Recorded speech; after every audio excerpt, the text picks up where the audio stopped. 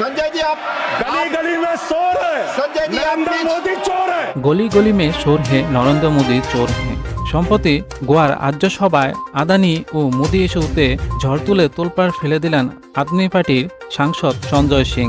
তার এই অগ্নিঝরা বক্তব্য রীতিমতো ভাইরাল সামাজিক যোগাযোগ মাধ্যমে। রাজ্যসভায় তিনি বলেন, আদানি ভারত থেকে বিদ্যুৎ চুরি করে বাংলাদেশে পাচার করছে।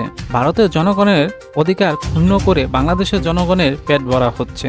ভারতের বিদ্যুতের জন্য হাহাকার চলছে, সেখানে মোদি চুরি করে বিদ্যুৎ বাংলাদেশে কি করে দেয় সে প্রশ্ন করে এই সংসদ সদস্য। কেবল মোদি আদানির ব্যাংক অ্যাকাউন্ট ভরার জন্যই এই মহা চুরি করে বলে দাবি করেন আদমি পার্টির এই সংসদ সদস্য। এছাড়াও দেশের ভেতরে হিন্দু, মুসলিম, খ্রিস্টান, বৌদ্ধদের মধ্যে দাঙ্গা লাগানোর চেষ্টা করছে মোদি সরকার বলে অভিযোগ তোলেন তিনি। মোদি সরকারকে আদানের জন্য দালালি করার সরকার বলে মন্তব্য করে তিনি বলেন, আদানির সম্পদ নদী থেকে সমুদ্র হয়ে গেছে। মোদি ক্ষমতায় আসার পর ফুলে ফেপে কয়েক হাজার গুণ বেড়েছে আদানির সম্পত্তি। বারবার চিৎকার করে এই সংসদ সদস্য বলতে থাকেন, গালি গালি মে চোর হে মোদি সরকার চোর হে, অর্থাৎ গলি গলিতে চোর, মোদি সরকার চোর। স্পিকার বারবার চেষ্টা করেন এই সংসদ সদস্যের বক্তব্য বন্ধ করতে, কিন্তু তিনি ব্যর্থ হন।